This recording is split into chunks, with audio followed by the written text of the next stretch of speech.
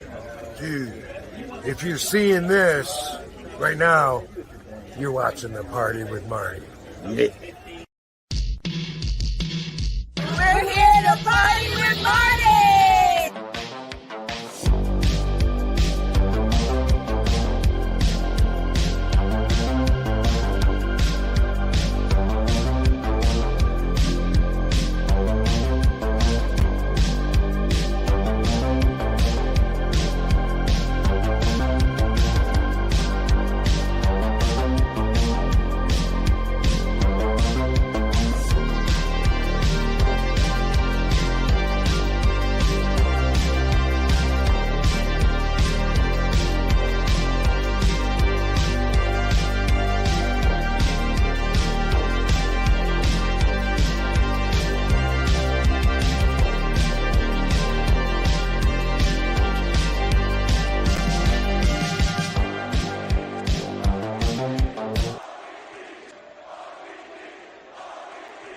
Today's special guest is none other than Rob Van Dam, Mr. Monday Night, Mr. Pay-Per-View, Mr. Any Night of the Week, currently kicking ass all over the world on AEW and stealing the show everywhere he goes. RVD is a WWE Hall of Famer and a former ECW, WWE, TNA World Heavyweight Champion. Between all three companies, Rob Van Dam won 21 total championships and is only one of two wrestlers in history to have held all three World Heavyweight Championships, the only man in history to hold the ECW and the WWE World Heavyweight Championship at the same damn time. The original architect and flat out one of the greatest of all time. The whole fucking show. Now live on the Party with Marty podcast. Yes, sir, you did it again. You managed to find us no matter where we hide. It's the Party with Marty, hypothetically, other than Rod Van Dam's best damn podcast ever. And tonight, a special night, you're getting treated with the man himself. First of all, let me pull in hypothetically the best producer and co-host in the game, Mr. Greek Savage. Thank you, Marty. It's an honor to be here. How you doing tonight, sir? I'm doing good, but we need both of us to introduce the man, the myth, the legend, Rob Van Dam. Hey, what's up, guys? Hey, man. Thanks for the invite to the party. Hey, it's good to see you, bro. Yes, sir. That's a lot. That's a lot of city behind you. What is that? Yeah, you're having a good time, it looks like. Downtown Los Angeles. Trouble can be found. What's cooking in LA, man? What's for dinner? Trouble got me here. Trouble got you there?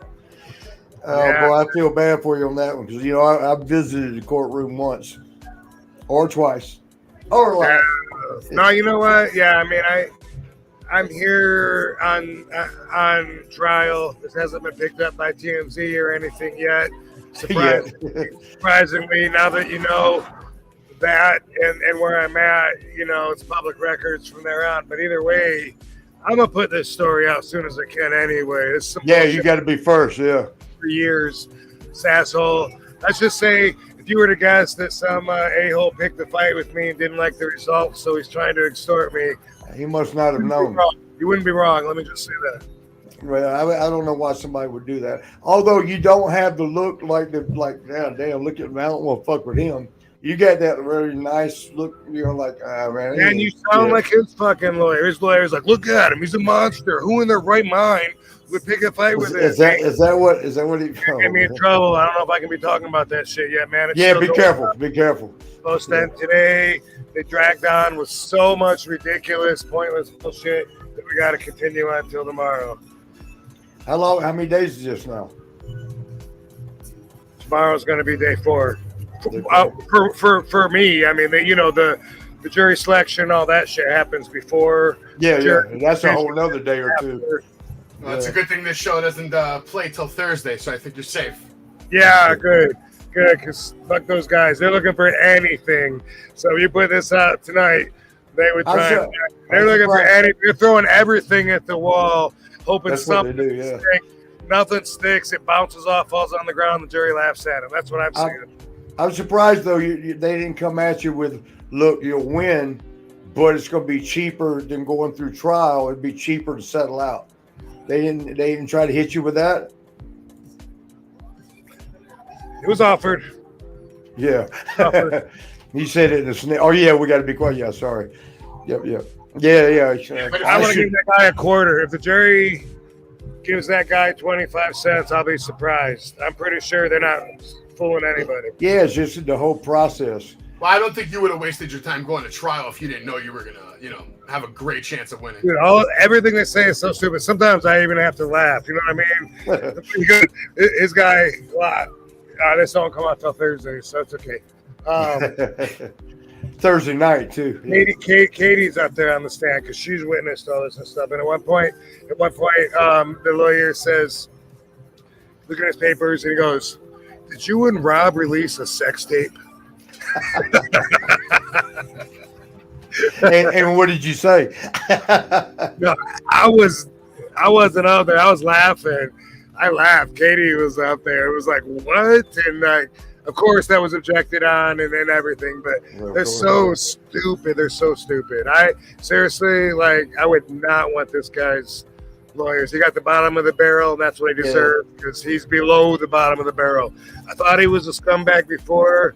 Now you know. Now you know. No, he's an even lower life form than I thought. Can't wait to talk about him. Can't wait to talk on my YouTube channel soon. Oh my God. Yeah, TMZ's coming after you. You know that they're coming. I'm surprised they haven't, but it's like, dude, you never know what someone's going through. They might still show up. This is one of those things I've been going through for 4 years. You never know what someone's going through. I haven't talked to people about it, especially the public, but it's one of many things that people be surprised at because they just don't know. They make up, they fill in the blanks on everything they don't know. People are like, people are just stupid. They're basic thinkers. Basic thinkers. If they don't see you, you ain't doing nothing. You know what I mean? Well, yeah, and that's big ass saying. If you ain't getting talked about, you ain't doing shit. Hey, but out of that, let me ask you. Katie just walked into the bar. Oh yeah, all right. Hey, so what if they would? Here's my question though. If they would ask you, on stand, Rob, who was your best match ever in your mind in wrestling? What would you have said? Oh, you would do. What are you talking about, brother? How do you fucking do that, man? You are friends with him. You got to be. I was friends with him all those years. Oh my God! If Rob does that in person when I see him next time, I might die. Oh, look, man. The best match? Did you ask me who was the best match ever? Yeah. If they ask you in court, because you got to be, you got to be honest, tell the truth. Yeah. Under oath. You're under oath. Yeah. You're under Jerry Oates. Yeah. It's a good question. He trained you, right, Jerry Oates? No. He said he did. You say he did or no? He says he did. Yeah, he actually did. I learned more from Eddie Mansfield. Y'all making love on TV. I mean, on. You want to say hi, baby? What's up, Boo-Boo? Let's get Rob on the full screen here. Oh, I'm just doing this. Oh, there she is. Hey, Goofy. Wow. You can't wear a pink dress in court. She's in her conservative court clothes. That was pretty nice for conservative. Very nice dress. In fact, I think Savage would wear it. If you paid me, maybe. I don't know. You'd have to pay me a good amount. Katie Forbes over here. Okay. There's a room right behind. Hey, maybe there will be a sex tape after tonight, Marty. Rob, maybe there will be. I knew it. There's a sex tape going now. That's probably how the rumor got out. They got you hook, line, and if you do that every show. What's funny is that most likely he's talking about the thing that TNA did. TNA produced this thing and they got him thrown off of what was it? What'd they get thrown off of, baby? Not Spike, but like a game channel, Twitch. Yeah, they got thrown off Twitch or something for a minute, and because they produced this steamy scene with me and Katie and Jennifer, and it's like it's so funny because they wrote it and directed it and edited it and produced it, showed it, everything.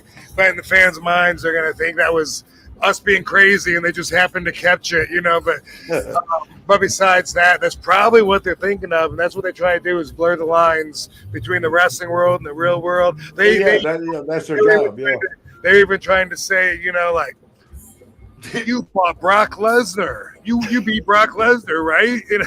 oh God, yeah. I don't think I ever beat him. That's the only time wrestling becomes real. Yeah, they're so bad, and I don't think they're fooling anybody. So they're using the term wrestling, not sports entertainment. No, they did that, and then they tried to blur the line. Yeah. They were like, you do scripted wrestling, right? And then they were like, some of the scripted wrestlers also do like legit fighting, like MMA, like UFC, right? Like, in fact, Brock Lesnar does both, right? You fought Brock Lesnar, and he does MMA, UFC fighting. Wait, didn't you beat Brock Lesnar? Which I don't think I did beat him. I don't know. I'm like, do you know? Did I beat him? He's like, he goes, you wrestled him twice, right? I remember one match. I don't think I won that match, I don't know, you're different, but you're not fooling anybody. I couldn't help. I'm like, dude, you're not fooling anybody trying to blur the line. I did not beat Brock that. You can't I did not beat Brock Lesnar in a fucking fight. Well, this I call trial him out sounds on like it everything. would be on TV. This trial sounds like it would be good entertainment, better than the OJ trial. I swear to God, there's so much. He had me stand up one time to show him the difference between approaching somebody like this scumbag did to me, all sly, like against everyone trying to hold him back, and then actually put his hand up on my shoulder and got up next to me. And he's like, what's the difference between putting your hand on someone like you're going to knife them and putting your hand on your shoulder in a respectful way? And I had to stand up there and go face to face like an Indian, like, how? And put my hand on his shoulder, like, how? Today is good, sir. And I said, then there's this. I went, I had to fucking knife him. Hey, it's been ridiculous. It's been so entertaining. Honestly. There you go, Savage. I was just saying. I wish it was. I wish this was fucking. This could be pay-per-view. Like some of the shit that's come out has been so fucking funny. Oh man, this is something we'll never forget. Like when I went through for that dude with the Chuck Austin. How could I forget that dude? $24 million he got off me. But when you spoke in California, it's legal. What do you got right there? Or is that a shot of nicotine? Oh, motherfucker! You think I'm gonna put nicotine in my body? Come on now.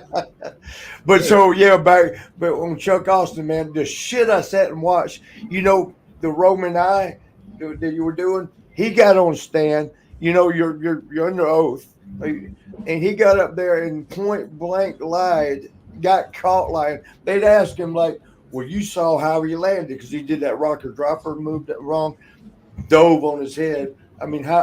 Gravity, sue God, gravity's what fucking did it. But so Sean's up there, he goes, but you saw how he landed, that he landed wrong, and you still went to the top rope and jumped off on him, do that headbutt. And the thing is, I told Sean when I went over and tagged him, Sean actually did have an idea. What was that? Is that champagne? Yes, that's my go-to drink. That's what I've been drinking for like the last. Well, save me some. Don't drink it all. I got you another one. Okay.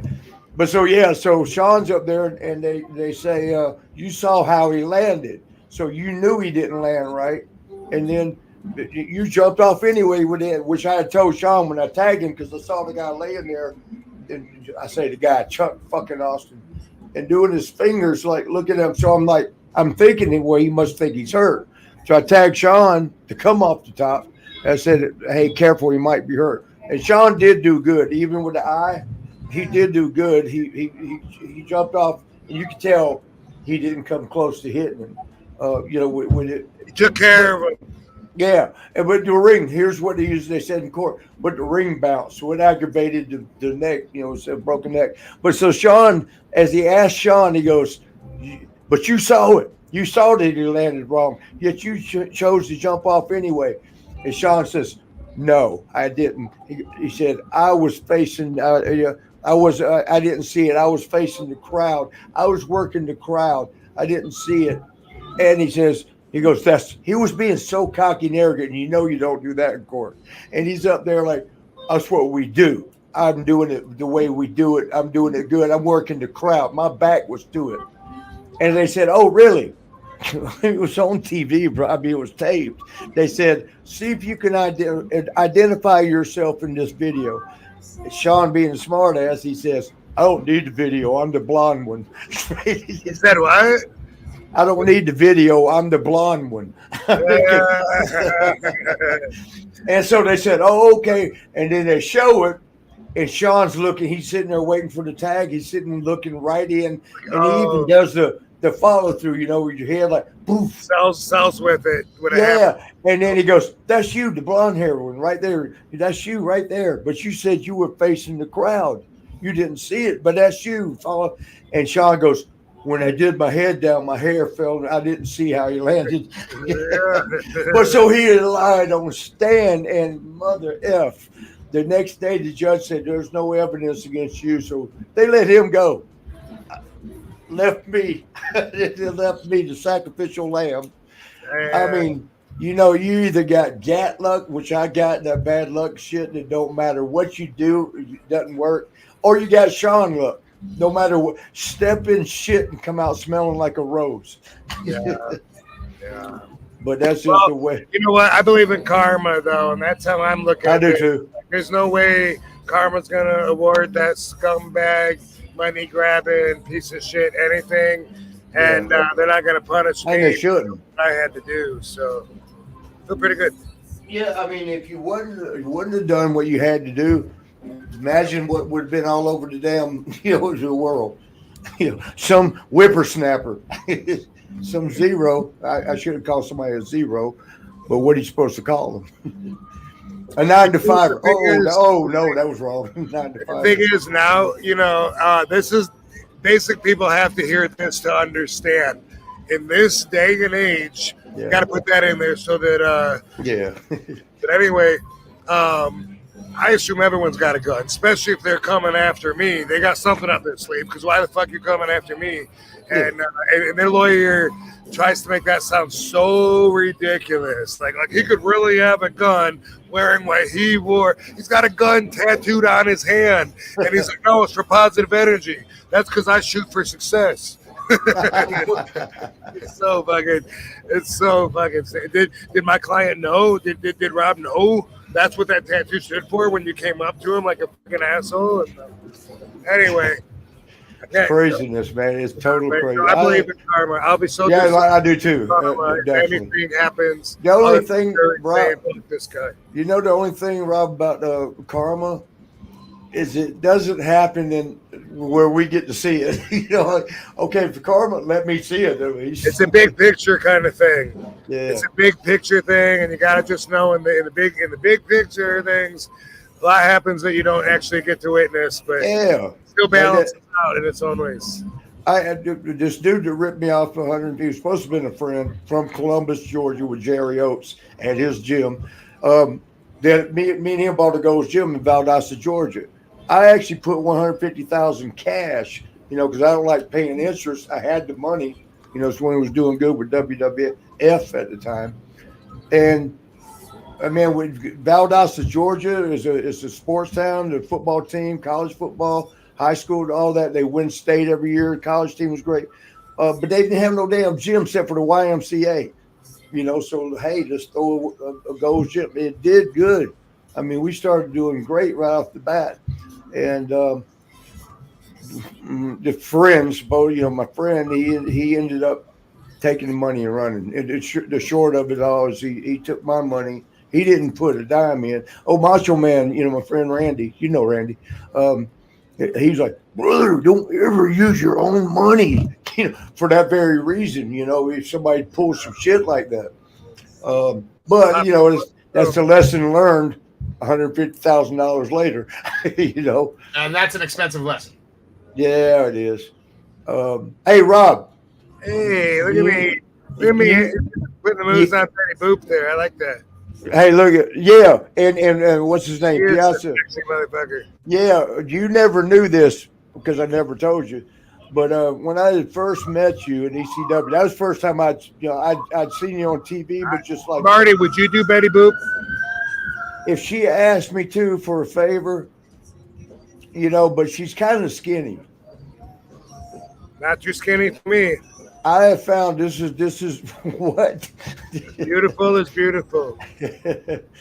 So you actually like her? I did good that night. Sexy is sexy. Sexy skinny, sexy thick. If you Why look who you got you got the most famous player from the Mets, and you got Betty Boop. And look over what I got. My guy's got a rat and a fork. A rat? Oh, okay. Who is that from the Mets? I don't know. But who am I holding with my right arm? Looks like number 3. That's Piazza. Mike Piazza. The catcher. Piazza. Mike Piazza. The catcher for the Mets. Okay. And he was like, crashing my party, man. It's crashing my party. Overpaid. All right, next slide. Oh, what do we got over here? Hey. Oh man, I love that damn that top you got on. Rob, you got to give me that. Talk about a power couple, man. You guys might be the hottest couple. Yeah, in the that's world. definitely it. Where'd you find that? Oh, that's on Rob's site. Yes. What's that? We took some liberties with some pictures. Boy, y'all going all out. That's from those people. What are they called? Chalk Line. Do you work with them, Marty? Or Anyway, this company. We gotta get them with Chalk Line. They started making all these shirts and tank tops that look like my wrestling outfits. Yeah. You can wear like a replica by having a tank top and shorts and basically have an outfit. And anyway, that's pretty sure that's who made the jacket too. They've gone outside of just the shorts and tank top, but that's a badass. Cool. I like that. Yeah, it was nice. Really cool. Man, y'all got some style, man. Y'all got y'all got artist taste. Her top matches. Yeah, my wife is so good. fucking hot. Yeah. Yeah. Y'all don't have to kiss all day long on TV though. I must be happy as fuck. Now you should just charge for that. You should charge people like $50 an hour to just watch you guys. We do. It's an after hours thing. Perfection. Hey, I wore something for you. You ain't said that yet, Mr. 420. You want me to turn my head? I ain't said nothing yet? No, look, I wore that for you. Oh, two of them. Dude, okay. Look, I got two of them. I'm touched. I'm touched. Yeah. I'm touched in an inappropriate place. Don't do that. Cookies? Cookies, anyone? Is that your sugar? Is it sugar? Hey, Rob. Chocolate chip cookies, Hey, Rob, how did this happen? How did Ric Flair get a strain of weed out before we did? Well, you might already have. I think you already got one, don't you? I don't really. Right now, I'm in between shit. I had a product. It was a pre-roll in Oklahoma and in California, but always had distribution problems in California. And talking to someone that says they're going to put him back out. But that's all. That's all for me. Not like I've had 100 meetings, and I find the business seems to be so shady. I've had so many people so excited to meet me, and they're like, "Oh my God, all our employees at the factory are so happy that you're here. This is going to be cool." And then the deal falls through every time. But you told me that the other day. Yeah. Well, I had some partners that I got rid of. And so my first thought is maybe it's always been them, because everyone that I've talked to says they were hard to deal with, which I can imagine. But at the same time, as soon as I got rid of them, some other people came forward and said, "We want to do business with you." And I've had like 3 or 4 of them sound pretty good and then drop off too. So yeah, man, it's just like them action figures. It's the same ass shit. I feel like. Except different. But I'm trying to talk to Marty Jannetty here. Let them know from the Rockers. Rude. That messed you up. That got you. Yeah, I was trying to I lost my train of thought. Completely. Right, that's why I just saw it. And I just saw it go by. You saw that train go by. The train definitely left the station. Oh, wait a minute, Rob. I've been wanting to ask you. Something about the weed, and then they dropped off. And then, I was just gonna say that where my passion is, from my perspective, I really want to make the plant more accessible to people that need it. That's always it for 30 years. That's what I've done. 20 years, 30 years. 25 years, let's say, and so if I don't profit off of it, okay, so be it. Right. Other people profit off it that were bad mouthing me the whole time, but now they're making it. Hey, if that's the way it is, I still just want it to be more accessible to people that need it, and that's more important than making money. So, however life wants to take care of that situation, and that's right thinking, and that's care, and that's what makes you valuable in the world. We're helping others. I mean, if we get a reward from it, our reward is we help somebody that needed it, like you said. Like what they call it, medicinal. I can't even say it right, but like you were telling me the first. Why'd you left me? Where'd you go? Oh, there she is. I don't have makeup on, and I have a conservative dress because of court. Yeah, we heard about you. You cussed out the attorney or something.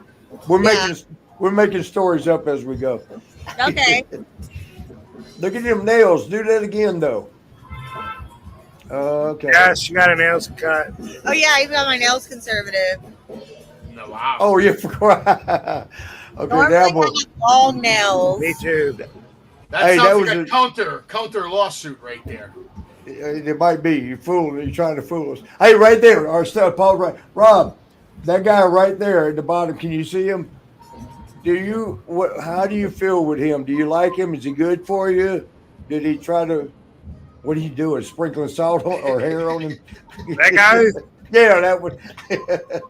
If we don't do that, no, leave that guy alone. You might have heard of him, the Advocate. You might. Is that Kobe Bryant Arena behind y'all? What's behind y'all? To your left shoulder, behind y'all. Yeah, what's that? Oh, you're inside. Oh, okay. Yeah, they're chilling. Damn, man, you're in a nice place. Yeah. We're by this thing. We're by the fucking whatever that's called. LA Live. That's a good shot right there. Like that. By the Staples Center, where all that bullshit is. Yeah, that's what I thought. I was thinking there was a Staples Center. Like, what is that right there? It's called LA Live. LA Live. They got a skating rink down there and shit. There's a lot of hookers that hang out there. High dollar ones though, not the cheap ones. And the only reason I know that somebody told me. I wouldn't know. I think he's getting stressed out just looking at Heyman. Heyman price. So that's what I was going to say. Does Heyman still owe you money, Rob? I got to ask. Sorry, Marty. I got to ask. No, it's okay. Because I want to hear that too. If you're okay with it, it's up to you. Yeah, no, I'm okay with anything, but no, I don't consider there to be any debt there. There's people that I've literally given money to that were going to pay me right back that never did. Yeah. 10, 15 years ago that I really don't consider there being a debt to. Paul never had any personal debt to me. We call it unreceivables. Yeah, but I mean, it was, the company, HHG. That's how I look at it. The company didn't pay me for some things, but it did pay me enough to keep me happy going through it. Just eventually, shit I wasn't getting paid for, which was just royalties, pay-per-view bonuses, that shit was adding up, but there was no way to even track that. You know what I mean? It was guesstimating. I almost got to trust him. No, I got nothing for that. So, the trust was betrayed. The trust was betrayed there, but I'm just saying, whatever the number was, who the fuck knows? I went by a minimum and saying, okay, even if it was only this much each pay-per-view, in each quarter for the shirts or whatever, and I came up with a number that's out there, not that accurate. That's what I got screwed out of. Yeah. That's what it cost me to get through that part of my life. That's how I see it. Yeah. And I mean, I used to love Paul to death. Someone's writing me a $150,000 check, and saying, hey, remember 2001? That ain't gonna happen. You know what I mean? It's like there's there's been lots of times I've lost out on big money, and it's just like that's what it costs me to go through that. Yeah. Don't make me bring up the divorce with Evil X. That was by far the most expensive so far. Even this douchebag here, if the jury gave this guy anything, it'd be substantial enough to be one of those moments where I'd have to be like, fuck, that was an expensive lesson. But they ain't gonna give him shit because he's full of shit, and they know he is. Yeah, most likely. All right, I can't talk about it anymore now. But I can't talk to her about it because she's a witness. She's about to smack you in the back of the head. Oh, you already knew. You already knew to throw the block up. All right. I can't talk to her. But Paul, man, I loved Paul. We used to be back before when he had hair in New York City, China Club. I don't know if you got to go there a lot before it shut down and all. China Club. It was a great place, man. It was almost like Studio 54, except a little more subdued. But he would come in there. 54 also? Did you say what? Did you go to Studio 54 also? No, I never got to. Did you? Okay. Never. Was that before us? Our time? Was it still around? I never got to go there. I think it was before my time, and when I wasn't by just a few I years. didn't go out, and I wasn't even drinking, very much. So very much. But did you run into any mobsters? No. Oh, China Club. Yeah, almost got put away by the owner. Tell the story. Yeah. Huh? Is it a mobster story? Well, yeah. He owned a China Club. Who was it? Who was it? I don't know that. Yeah, you don't think I would tell, do you? I ended up drilling him, man, because he was, I'm not really jealous, sort of like you are. You're so easygoing with Katie, because people are going to look. How are they not going to look? It's when they don't look that you wonder. It's like, wait a minute, is she ugly? What's going on? But I mean, he was so. I hate when you're with somebody. Obviously, you got your arm around them, and they still going to say something or flirt with them. Then I get mad. I don't think that's jealousy. I think you just got disrespected on the spot, And that kind of happened that night, and I drilled him. Just one shot, he went down.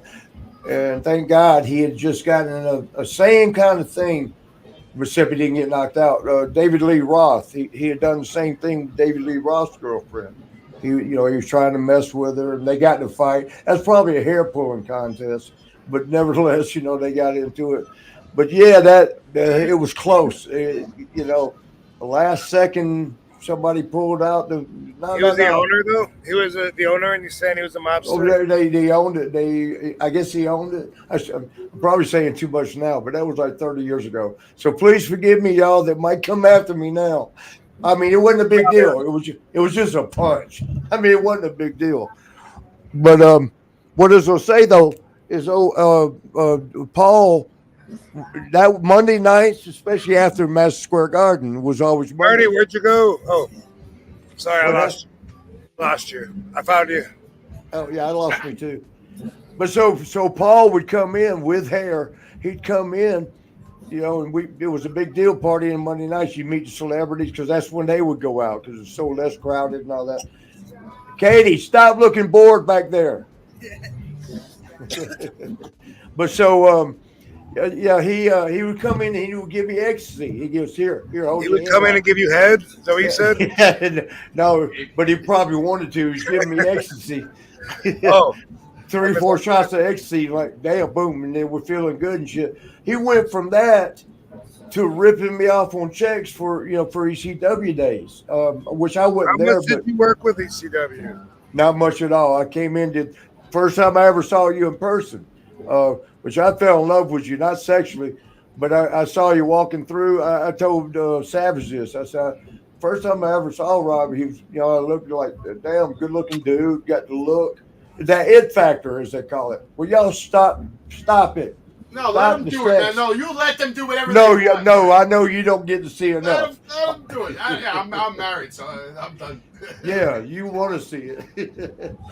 But so, I came in and worked like 3 days at a time. Like I came in and worked with Sandman, Taz. Remember when Eddie was Guerrero was? You don't know what towns, right? Well, the one was the Philadelphia there where they where they're about to have WrestleMania. Not at that arena, but where y'all TV tape. Yeah, where else? And then a couple cities around New York or close by. I don't remember the name of them. They weren't monsters. It wasn't like New York City or. But I was like on. that. I was on those shows. The TV taping, the one at the big arena, the ECW arena, I guess. Right. But you're walking through, you had that swag. That's what caught my attention at first. Like, look at brother man over there swagging. But it wasn't, and I've said this, it wasn't cocky or arrogant. It was confidence. That I know women like that, like Katie likes that. And look at him, he's still swagging, Marty. I know, and you're All swagging these on years kisses. later, swagging harder than ever. Marty, the first time I saw Rob was when he fought Jerry Lynn. It's the first time I saw him. Yeah, that love. Okay, y'all, we're gonna have to wait. Let's count how many kisses. That's 3. Hey, We'll start from here. Every time you talk about the first time you saw me in ECW, I'm always going to think that I met you in Aruba when we tag teamed before I was in ECW, but you forget that every single time. You know why? Because I was drunk that whole weekend. He was probably I think obliterated. it sent her to the bar to get refill. Did we tag together, or we were just there going to tag? Hey, Marty, I We tell you, tagged, bro. We tagged against Sabu, the Mongolian Stomper. the older man. No, not the original one. Oh, The okay. Eddie Mansfield one. Eddie loves you, man. Have you talked to him in a while? Remember the bald guy and he's got a ponytail in the back? Yeah. Oh, yeah. He started doing the movies and stuff. Yes, him. We tagged against him and his partner. Oh, I remember now. See, I just need a reminder. You remember? You remember the tag match? No, because if I said yes, I'd be lying. So that would have been 95, and I joined ECW in 96. Yeah, that's when I did that. Yeah. But Aruba was. I didn't have the swagger. They didn't have the swagger in 95. I was probably. When I saw you, you did. I think they'd already started making you a star. There with You ECW. thought I had the shit factor. In 95, you're like, this guy's got the shit factor. Then in 96, I upgraded to the it factor. That's probably what happened. There's not a whole lot of letter changes in that. Rob, look at Right, Marty yeah. high flying over here against Jerry Lynn. Yeah, that Jerry was that was his retirement year, which went on for like 20 years. But he was so good to work with. And I know I've seen parts of your matches with him. Oh my God. Oh, you couldn't stay for the whole thing? What'd you do? Watch it? No, it was on TV. I watched the rest of it. It was on TV. Right in the middle, it's like duck this clothesline, duck this. No, I had to spinning shit. leg sweep, fucking jump, boom, boom. All right. Oh, but- what? I gotta go call a girl. But oh, so you were there? You actually know. I know. Yeah, well, Jerry, man, and such a good guy. He's an agent now, I guess. And Yeah, in AEW. yeah, good guy. And man. I feel like I'm not 100% sure, but I think that he told me like that the young guys don't want advice from like the. I agent. can imagine. Yeah. And then thank you very much, sir. Who are you thinking? There's nobody there, Casper, the friendly ghost. Yeah, who was you just thinking? There he look. He cut his hair. Yeah. But I heard Tully Blanchard. We talked about this on my show briefly. I heard Tully Blanchard say it, and I guess I'm told that Arn Anderson said it too. Although that is hearsay, but that the young guys don't want their input. They've never asked them ever for any help or anything on their matches and stuff. And so that's getting out there because they're doing interviews saying that. And I just have to say, that's important to me. It makes me think, do they think they know it all? Do they not respect these guys? They're spoiled. But also, it's awkward for them because they're not taught like us to go around and shake everyone's hand and stuff. Yeah. So for them, like when I say I'm at AEW and I walk down the hallway and I don't know any of those guys, if I don't meet eyes and make myself look approachable, they're going to be scared or intimidated to stop me to say, "Hey, Rob, sorry, my name's Dave Genetti." You know what I mean? So I realized that if they're kind of respectfully intimidated. But also, I got to say, when I'm at AEW, the wrestlers do ask me for my advice. So, maybe I don't know if that's just specific because these guys specifically are fans of mine that I inspired, or does that say something about my generation's respect that we earned with the younger guys versus the generation of? I think it's a combo of that. Yeah, a little both. 'Cause they didn't have to do what we did. They didn't have to put what they call paying your dues. They didn't have to do that. They just come. Especially, I don't want to say too many names or any places. I don't want to mention. But you're right. I mean, that's obvious. They start right out and get paid. Yeah, they're making money. They're on TV like they're a 10-year veteran. Yeah. With NXT and all that, you're already on, and you just started. And then it's sort of like it's similar concept to when a college coach is real good, goes football. Goes like Nick Saban and a couple of others going to go to the pros. The difference all of a sudden now where you were coaching up kids, right? Here's what you do. You do this, you do that. Hey, don't do that. Do that. Now you're talking to millionaires. now you're trying to, boss around millionaires who are making more money than you. Good point. Yeah, that's true. It's very similar to that, And are they going to look up to you when you'd gladly sweep their yard for them? and the thing is, I mean, we did pave the way. I just can't imagine though, like with you in particular. I mean, shit, you still can get in there and do it with them. They wouldn't come to you and something like they do those. They do. They'll say, and the guys I work with will say, "Hey, man, is there anything I could do better that you notice and stuff?" So, I mean, I got to put that out there, firsthand experience. Yeah, they do.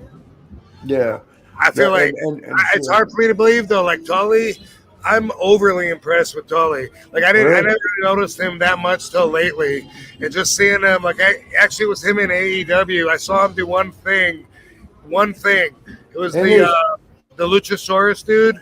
Had him for a joke, and then he was doing something else. I don't know.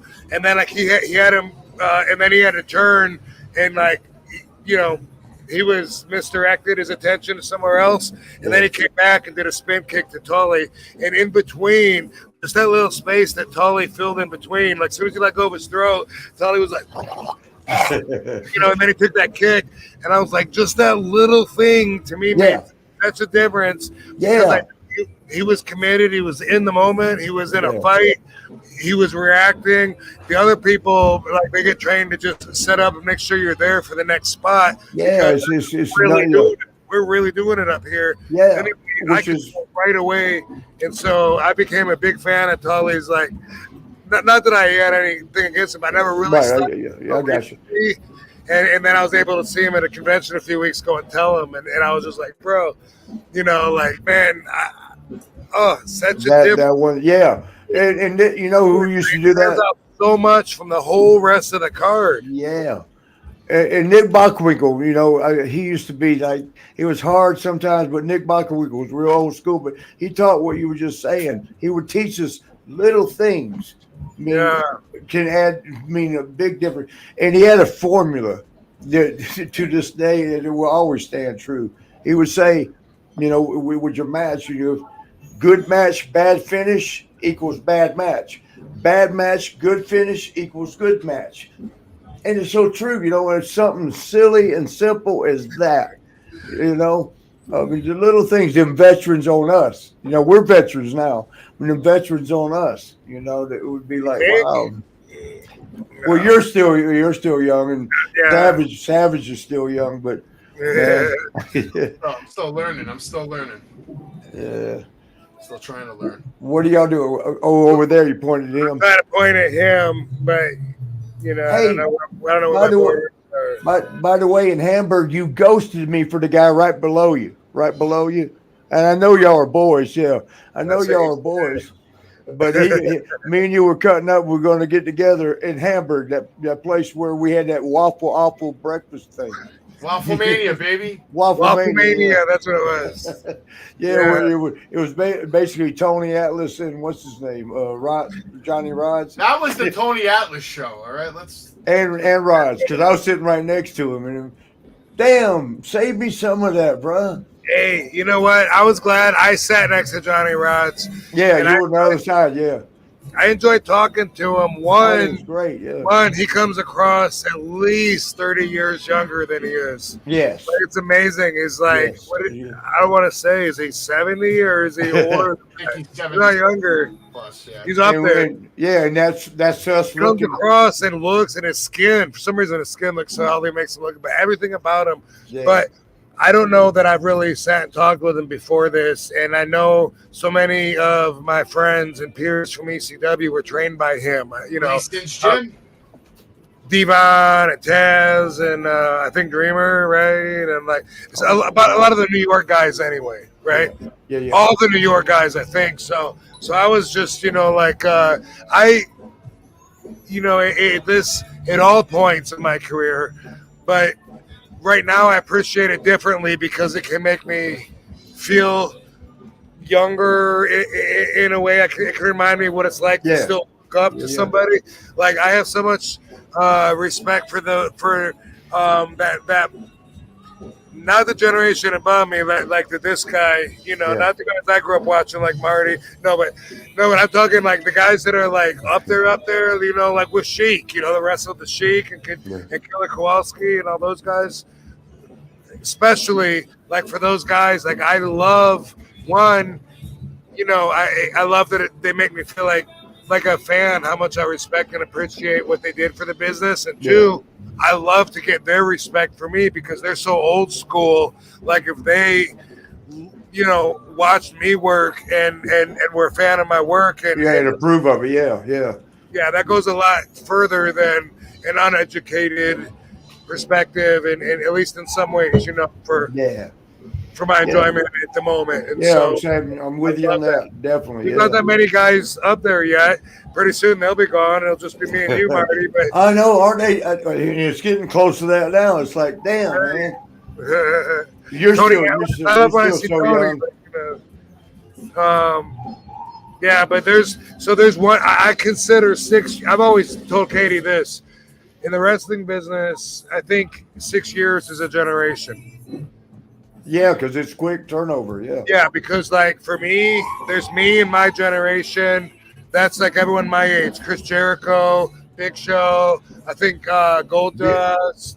There's a bunch of us that are like the exact same age. That's crazy, man. Hearing all that. That's 6 years older is another generation. I believe you're in there, Marty, with Booker T and with Sabu. And right about there, yeah. Yeah. So for me, I always feel like every 6 years is like a new generation. That's what I've always gone by. Yeah, it is a quick turnover. Yeah. You and Sabu, especially now, it's even quicker now.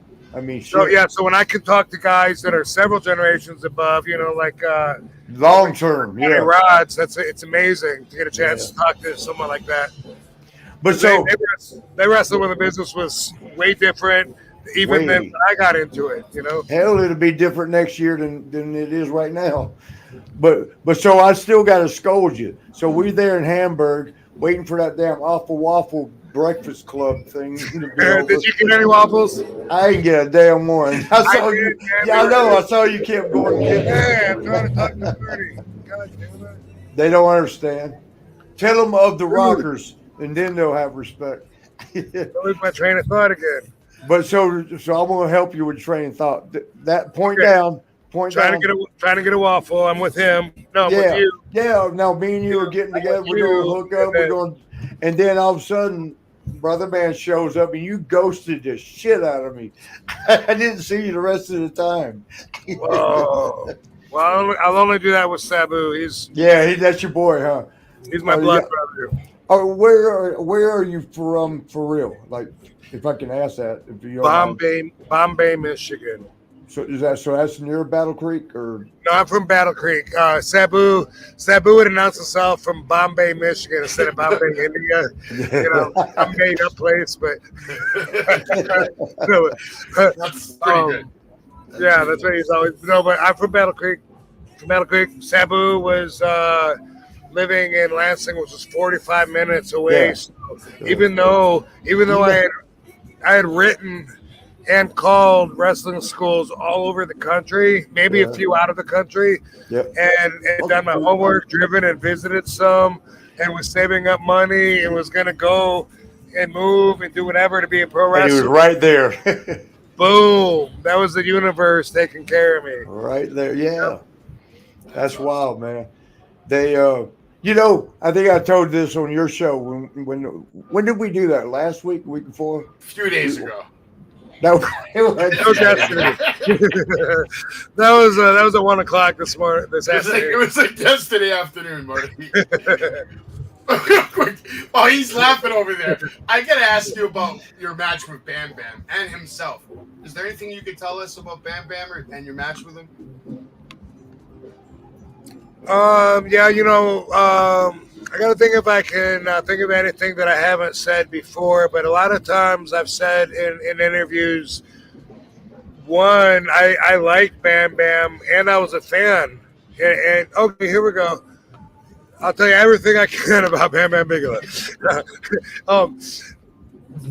I think this was the first time I went to a live wrestling show, but I could be wrong. It was one of the first times, though. I was leaving my house to go to the Kellogg Center Arena to go watch wrestling, and it might have been my very first time to go to live wrestling. And the local news, because they were promoting WWF coming to town, they did a little thing on wrestling. They had a little, little piece on professional wrestling, and they visited the Monster Factory in New Jersey, and I saw Bam Bam Bigelow there as a student, rolling in the ring. Yeah, pretty sure Scotty Flamingo was there too. I'm aboard. He was like Scotty the Body or something. Yeah, Scotty the Body, and then he was Johnny Polo, better known as Raven. Yeah, he finally became Raven. Yeah, and by the way, I called the Monster Factory when I called all the schools and wrote to them, and when I told you that before I went to the Sheiks, I talked to Larry Sharp on the phone, and I was just a kid in high school. Said, I'm going to be a pro wrestler. What's it cost there? Boom, boom, boom.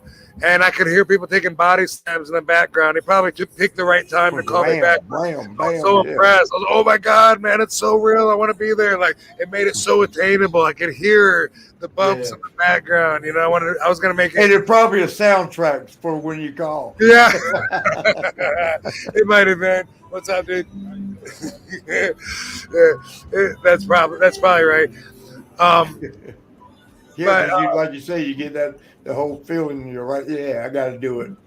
Yeah, that's like they do the casinos. They set the machines like the little whatever they call the one. Oh yeah, the noise to encourage. Yeah, they set them so they hit more by the door. So when you're coming in, you get all excited. When you're leaving and you hear it, you're like, all right, one more time. Right. What was that? I was talking about the Sheik, or I was talking about something, or I had an unfinished finish. You were talking about Bam Bam Bigelow. You saw him. Oh yeah. Thank you. Respect, Bam Bam. Sorry, bro. So, anyway, I saw him in the wrestling school training, so I'll never forget that. And then when he was in ECW, I was stoked. Like as a fan of wrestling, because I really, once I got into wrestling, the fan in me was pushed out a lot. Not 100%, but most of it. Like, that was the rule. What do you mean? You lost me. Okay, so like the Sheik and Sabu were so old school. They were like, okay, once you get in, you're one of the boys. You're not a fucking mark. Oh, okay, gotcha. Yeah, first time I was allowed in a dressing room, they said you don't talk to anybody unless you're going to introduce yourself, and then that's it, unless they talk to you. Yeah. And they were like, no fucking pictures. Nowadays, when I work an indie show, every wrestler gets a photo with me on their camera, and I don't mind, but it was so different back then. You know what I mean? Oh, big time, yeah. Right. So they stripped that of me. Like, before the first time I was allowed in the dressing room, they were like, you're not a fucking fan if you're one of the boys. You can be one, but you can't be both. Don't fucking mark out on anybody. If you see someone from TV, fucking either introduce yourself or don't say shit. That's what I mean. Don't sit there and gawk at them. No, probably at first.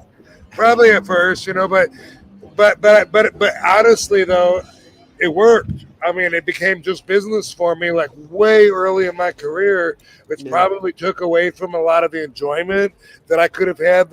Just because I see other fans that they've been working 20 years, they're still excited to be in the dressing room with Undertaker, and I'm like, he's a peer, he's someone we work with. Like, I don't get it. Well, it does become like that. I mean, it's almost natural. So what I wanted to say was this was intentionally stripped from me as part of my training. Yeah. However, in ECW, even though I've been working like 6 years or so, when there was guys that would come into ECW, they were way bigger than ECW, like Bam Bam Bigelow, like Sid Vicious, like Rick Rude. Dude, I got to tell you, I marked out. It was like good for the company. Right. So I see you. I see what you're saying. Yeah. Hey, that's crazy. Hey, tell that little troublemaker right there. She ran off again. So working with Bam Bam, one thing, one thing. We didn't see John there. You didn't see. We can't see John.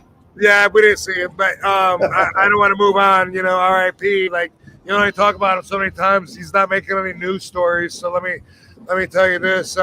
He was a receiver. I love that he was a receiver. Some wrestlers claim that I'm snug sometimes. So with Bam Bam, I knew if I ever caught him extra hard, gave him a potato, I knew it was coming back, and I loved that.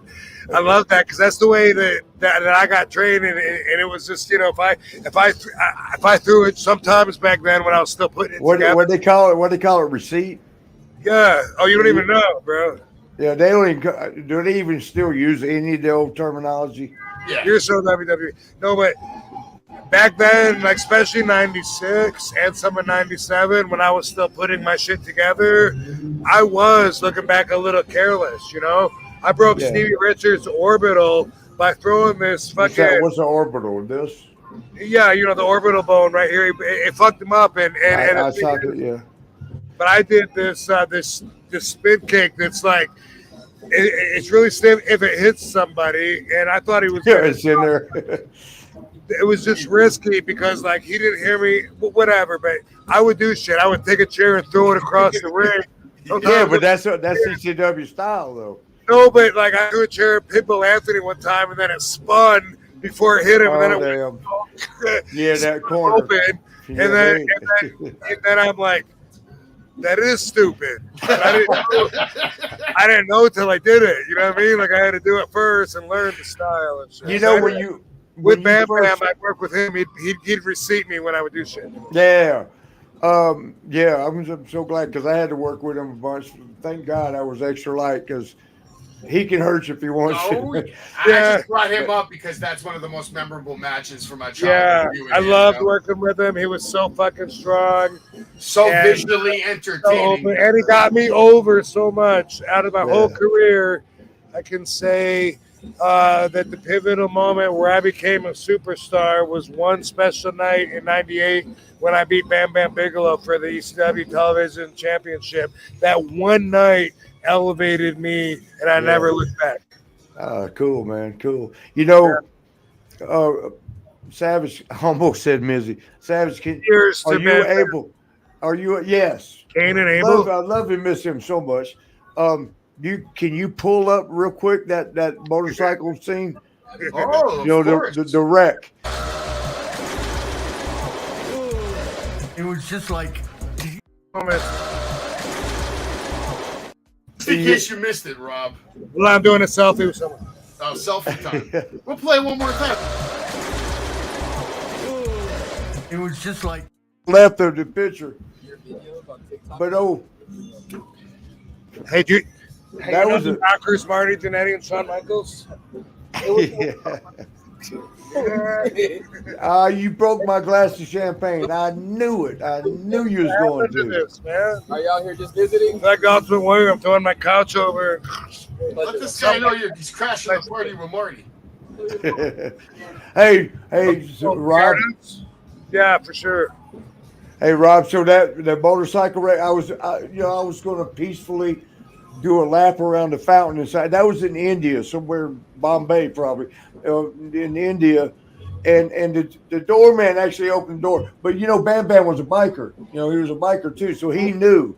and he saw me coming up, and he's doing this. He's like, Yeah. and I thought he's like, don't. Yeah, I thought he was talking about don't ride the motorcycle inside the damn lobby of the old 5-star hotel. Yeah. But him being a biker, he was saying they just waxed the floor. And so when I turned the steering, it just kept sliding straight right into that damn pool. But Bammer, he told me later, he goes, I was trying to tell you. I said, bro, I'm on the bike. I didn't know. I thought you just didn't want me riding it in the lobby of a hotel in India. Oh, Bam, man. He was a good one, man. Yes. Bam was a good one. I love that guy. Well, I mean, this was Can you see this guy, though? I don't even know if you can see his picture. Is he there? It's the match of my career. What do you want me to say? That's like which one? Which one we're looking at? This moment right here. Right there. Okay. Look at what's his name. He was actually. Can't say enough about Cena.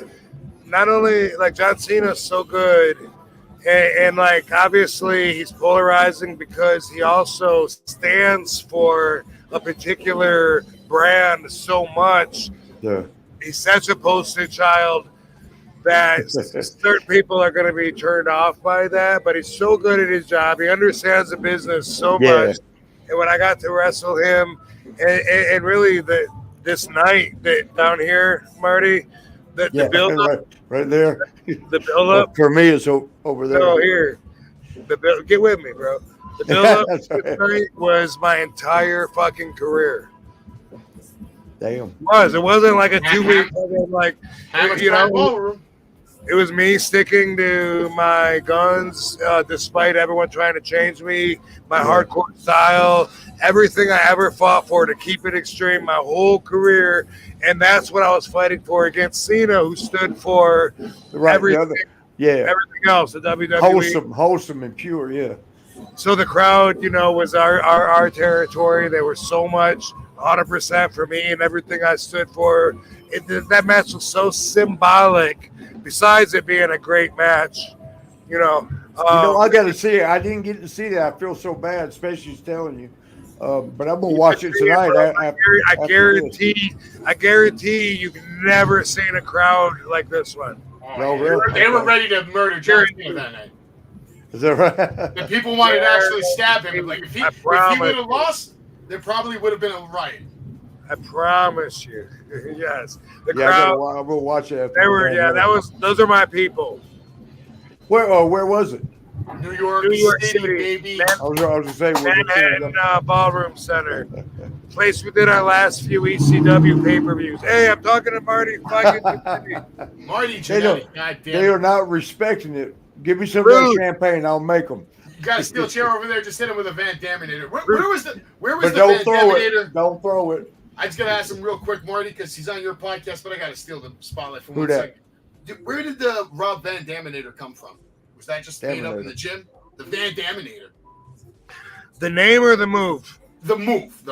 And you could say the name, too. Well, so the very first night that I was going to come to ECW, Sabu had been trying to get me to come for a while. That was like a several-month thing in the making, and then I'm finally going to go to ECW, and I'd seen the footage. It's a way different product. I was intimidated by the style, the whole vibe. I'm in Augusta, Georgia, saying USA, USA. Come on, everybody. Come on. You know what I mean? And that's how you get over it down there. No offense, Marty. No. Trust me. Not Valdosta, Georgia. Where the fuck are you? Well, I'm in Columbus. I'm on the other side. I'm in Columbus, Georgia. Yeah. Going. Come on, everybody. Hey. Anyway. Remind me, I got to tell a story based off that, what you just said. All right, go ahead. Got to tell a story. So anyway, I was intimidated by the fact that there's no kids. It's all adults in these black rock and roll shirts. The whole fucking, I don't know, is that rock music? That music, the whole, even that music, like, was all the whole vibe, from White Zombie to everything. It was so different and so dark and so adult.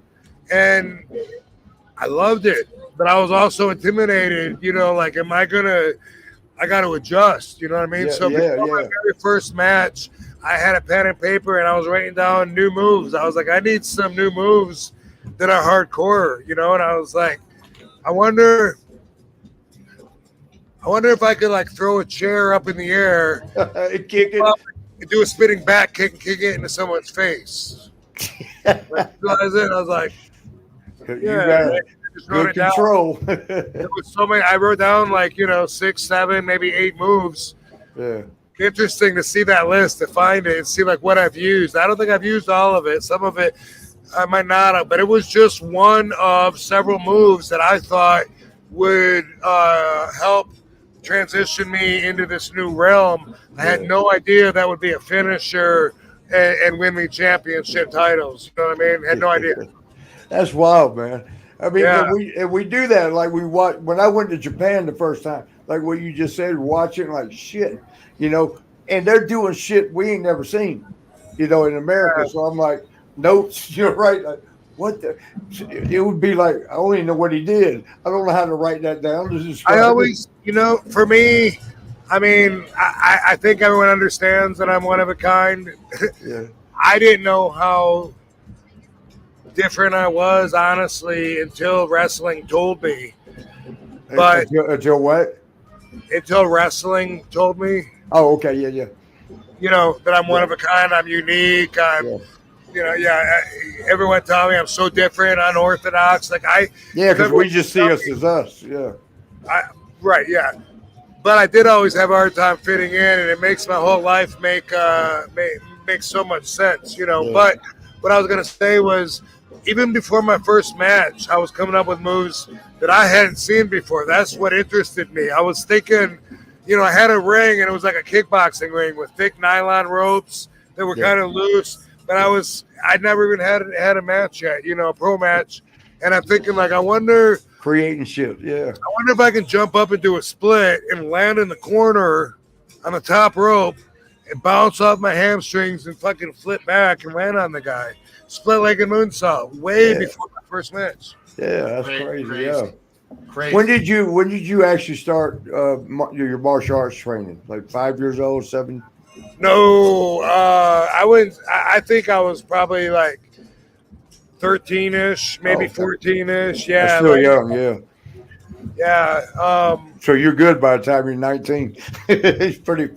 Even before I'm that. just always enjoying it. You know what I mean? Like even watching the movies, I would study the movies. Chop Saki Theater is what it was called.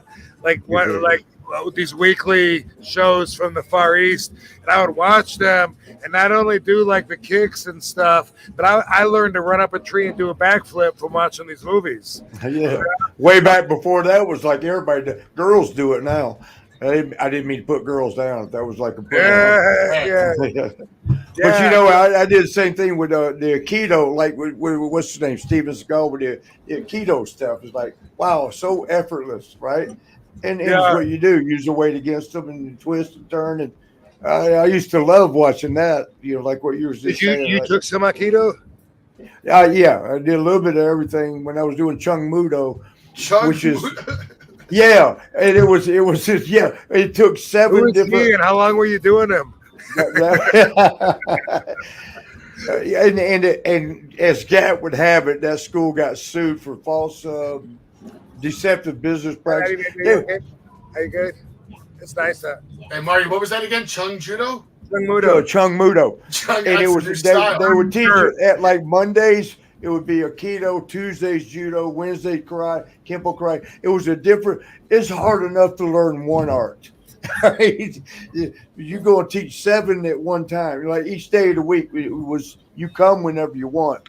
And I'd like to go at. That's what most dojos do. I went to the Battle Creek Budokan and I started with these coupon books. Like my mom would buy a coupon book. And all the businesses around town, it's like there's dinner at Ponderosa, whatever, and there'd be like a free week for Aikido or whatever at the Budokan. So I used that, and I went, and that's where I learned Aikido. I took the classes, and I was learning the principles of it. Like, okay, you're completing the circle. Got it. Someone comes in with a strike, it makes half a circle. I'm using their momentum. I'm completing the circle. Transitioning them through it. Boom. Right. Okay, cool. Got it. And then after my coupon expired, somehow I got over with the instructors enough to where I got invited to come and hang out back because I didn't have the money for classes. And that was like most of my martial arts experience was just that. I would use the coupon book where I would go with a friend, and then I would just come back for free afterwards. How the fuck you get so good? No, I got into kickboxing, and kickboxing is as a sport. Yes. That means it doesn't matter if you're a black belt, if I'm a white belt. Yes, we of course. the ring, and if I can knock you out, I can knock you out. So that's George Foreman. You got a puncher's chance. So that removes a lot of boundaries and becomes more about what really works and shit. And that was the only thing that I really claim was me that I did. The other things I did, like a taste of this, a taste of that. Although there was a sport, Kaiju Kenpo, that I took in Savannah that has 5 arts in it. It's karate, judo, Kenpo, boxing. So it's like Chung Mudo almost. Yeah, it sounds like it. I think they copyright Chung Mudo. Rob, are you going to WrestleMania by chance? Do you have any plans for Mania? Gonna be in Philly, big ECW town. Well, you can't get. It might be a surprise. I will be there. I will be there at the very least at WrestleCon. I have gotten allegedly I got booked for an appearance, and then allegedly that appearance was canceled when I showed up on an alleged competitor's TV program. Staying safe. And then allegedly, I might be booked. or hypothetically. Either way, I'm going to be there at WrestleCon. Okay, cool. Those alleged bastards. And remember that he goes allegedly, whereas we go hypothetically. Same thing. I had to update Marty. He didn't know that you were in the Hall of Fame. Yeah, why you didn't even know I was a Hall of Famer, bro? Yeah, no, you didn't tell me. I knew you was going. I just didn't know when.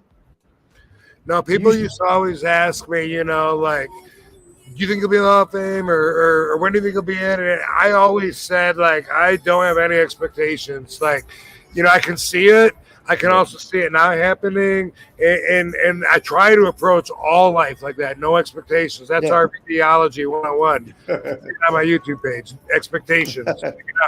Yeah, exactly. Yeah. But it wasn't. That's a real deal. That's a real thing. Yeah, no, really. Expectations don't do anything except for set you up for disappointment. I mean, they do. I should say they don't do anything but that. But overall, it's best that not. It gives you direction. Yeah. Live in the moment.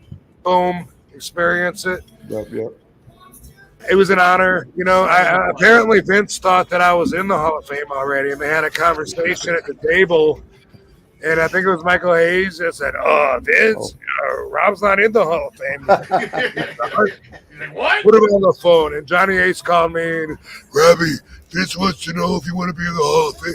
Anyway, it was an honor. Boom, boom, boom. 2021. In front of no people because it was COVID. So it wasn't like the best out of all the best, but that'd be bitching. It's an honor, and I got the ring. Yeah. And let me see. You got it. I saw a ring. I think that's your wedding ring. The other one. Oh, no. Stiff. You were stiff. I don't wear the Hall of Fame ring. No, let me see that ring though. That's a good looking ring. Thanks, bro. Damn, bro. I saw it a while ago. I was going to ask you. Damn, that's a nice. I don't always wear the Hall of Fame ring. Sometimes I do. No, you know who does? Greg Valentine and Ted DiBiase. All the time. Every time I see them. Yeah, but when you see them, it's at wrestler get-togethers. I try to wear mine. Yeah, that's right. Yeah, I forget half the time, but I try to do it then. That's what I do when I wear them. I'd be scared to be in the Hall of Fame because I'll lose the ring. And you imagine losing the ring. I mean, I lose my phone. That phone's pretty important. I lose that 6 times a year, except this shit one right now. I tried to get rid of this one. Now, Marty Jannetty. Yes, sir. You want to hear how much I can relate to what you just said? How much? And yes, I do want to hear. Okay, so we have the Hall of Fame induction. I get my Hall of Fame ring. A few days later, I'm in Wisconsin at this wrestling show. And I go home and I leave my ring in the hotel. Oh boy. And so it took an honest maid to call. Got lucky. Oh boy. It took an honest front desk person to call the promoter. And that took an honest promoter. Thank you, Ben Manthe. Of course he's honest. He's a good guy. To call me and say, like, after I got home, like that day, he's like, dude, did you leave your ring in the hotel? I'm like, oh shit. oh my God, did I? Yeah, I wasn't used to having it, you know, and I'm not a big jewelry guy. Yeah, same thing. Yeah, we don't wear that shit. Sometimes I take this off in the gym to work out, and then I forget it, you know, and then I hate it if I'm like on my way to leave town or something. I'm like, fuck, you know, because I just want people to look. Plus, Katie whooped that ass if she finds out you took that off. Yeah, but you know, where did she escape to? Where'd she go? She's right over here playing on her phone. Oh, on the phone. He's asking about you, baby. He's asking about you. Yeah, we're just checking on you. Make sure you ain't get over there getting hustled. You still talk with Vince? Or hustling somebody. You still talk with Vince or Triple H at all? Well, what? Do you still talk to Vince or Triple H at all ever? No. He's like, I didn't mean that to be funny, but I don't. I never really talked to Hunter. If I had that relationship with him where we talked, maybe I would be there. I'm assuming that's a big reason why I'm not there. Everyone can see I'm still fucking in better shape than ever and can work like a motherfucker. If you ask me why I'm not there, I got to say probably relationships with the office, but I don't know. I thought they love you, man. No, I don't know. You should call Vince and just. Who's they? I doesn't. But anyway, Vince, and it stops there. Listen, once this thing happened, with Vince and the scandal. I heard from Kevin Nash actually, but it wasn't firsthand. I mean, it was him saying it, but I don't think he told me. I think I heard him tell someone else, maybe on the podcast, if I remember right. But I heard him say that Vince changed his number. I tried his number, got nothing. Boom. So I haven't talked to him since then. Okay. Well, shit. I mean, who knows? When you were working with Triple H back in the day, doing those promos, there was a famous one on Raw. I think this was before you became a world champion.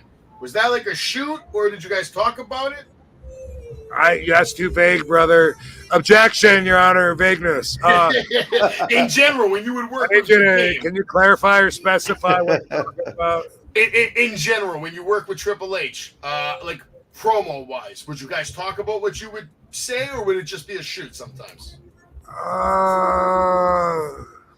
Still vague. I feel like that's hard to answer. I think it'd be circumstantial. I think it would depend. I don't think I would have to run everything by him. So, if there was anything that was like needed a specific feedback or was extra edgy, then maybe, but I kind of assume that he knows everything and everything is probably run by him, but that doesn't mean that I would run stuff by him. So, I don't remember like ever getting together and working on anything like that. Okay. No, I just don't recall, Your Honor. No, you're not Your Honor.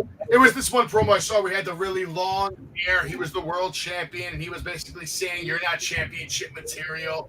And you were doing impressions of him, making fun of him, and it looked like it was really getting under his skin on TV. I doubt that he ran anything by me that he was going to say. Let me put it that way. I doubt there's that pretty black-haired girl behind you again. Who's that pretty? Hey. So now you're all elite, doing your thing, working with your friends backstage, having good matches, too, on TV all the time. Thanks, dude. Always, yeah. I'm consistent. You're still killing it, man. With that match you had with, I want to ask you about Tony Khan. How's it like working with him so far? Man, he's been so cool. He's like the nicest guy, and he's got like this genuine positiveness about him that like makes me feel like he appreciates me much like a fan. You know what I mean? Like after my match, he'll say like Rob, and he'll want to break it down. You know, like after I come back from the curtain, he'll be like, Rob, the match was awesome, and you were great, and the crowd loved it, and I loved this and that, and it was awesome. That goes like so far. You know what I mean? Because we're there. Mostly, all of us are there for the guy that's paying us, and we want him to be right. And it's like a lot of times that doesn't happen. You know what I mean? A lot. Mostly, a lot. Like, you know, it becomes so routine. Like I remember, I don't know. I just remember being in the routine so much. After a while, it was just like, "Thanks, good match," and that's all you would. You know, and it would be like, you know. But I don't know. I mean, I guess for me, a lot of times I would get a little bit more. Because I do shit that people don't do and stuff. But I just remember one time in particular, I did this match in TNA. After the match, this one Bruce Pritchard was there. After the match, I walked through the gorilla to get any feedback. Open, my ears are open to hear what anybody wants to say. Hear that. The match that's sitting right there. Well, usually they just go like, "Thank you." Hey, you know what I mean? Yeah. Bruce Pritchard, all that for that. And the money, but that too, and I have to tell myself. That's what I would have to tell myself and remind myself. That's right. Just that has to become the inspiration because, you know. But it is. It's a job, you know. But anyway, one time Bruce Pritchard stops me when I'm coming through, right, and he says, "Rob," and I'm like, "Oh my God!" Like he's gonna say something. It was just so routine for a while that I felt like they didn't give a fuck, and they were just like, "Hey, thanks, Rob," you know. And I was like, "Is he going to critique my match?" No one's got here to critique my match because they didn't. Like it was like they were afraid to say something, or they thought it would be disrespectful. It was weird. Or they didn't have nothing to add because it was that good. They're scared to tell you anything. Maybe it felt, yeah. Who knows? Yeah, you know. It really felt to me like. I wish they would have talked to me a lot more, a lot of times and stuff. Both times I was there, I think. But anyway, at this time, Bruce stops me when I'm coming after a match. He's like, "Hey, Rob, come here." And I'm like, "Oh, my God, you know what? What have we here?" You know? What's this all about? All ears. Yes, Bruce Pritchard, what do you got? Yeah. And he says, after you hit him with the Rolling Thunder, you covered him. And you didn't just go chest to chest, but you actually pushed down on a shoulder with both your hands. Oh, okay. Or hooked a leg. Yeah. So, okay. So he was bragging on you. He was, but okay. I do that every time. Yeah. Single. And he just saw it. He's trying to give me a compliment, but I took that as if he's telling me he never fucking watched. Yeah, you ain't. Yeah, it's the first time you watched. So that kind of backfired. I was just like, yeah. I just looked at him and he said, "So that's good." And I'm like, "Yeah, that's why I do that." And it didn't feel good. It felt like he was saying, "I'm gonna just watch this match." Yeah, I didn't notice you before. Yeah, and that's happened a few times. You know, that with different agents, so we could talk about it different times for different reasons. But that's a fact, bro. Yeah. Hey, Rob, let's get together again. Go ahead and run this out. We have to. Yeah, I just wanted to bring up his obviously his pro wrestling tee store. He's got a store on eBay. Make sure you subscribe to his YouTube what's channel. my store on eBay? RVD eBay? I believe it's RVD eBay. And on Pro Wrestling Tees, it's Rob. Man, you got cool ass shit. No, but that CBD shit's old, bro. Get rid of that. Shit? All right. You got the YouTube channel. That's brand new. ebaystores.com/therealRVD. Look, you ain't even calling my shit right, bro. I see it right there on the bottom. Okay, he's Bruce Pritchard. I want my money back. One of a kind podcast? I'm probably couldn't sit there anymore.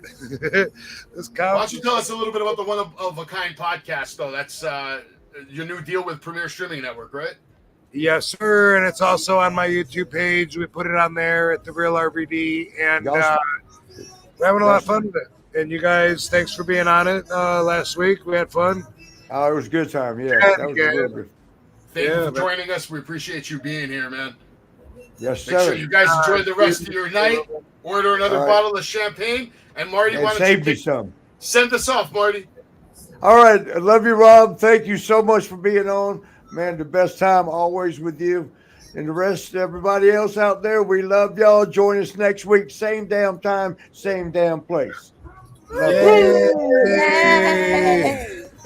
Dude, if you're seeing this right now, you're watching The Party with Marty.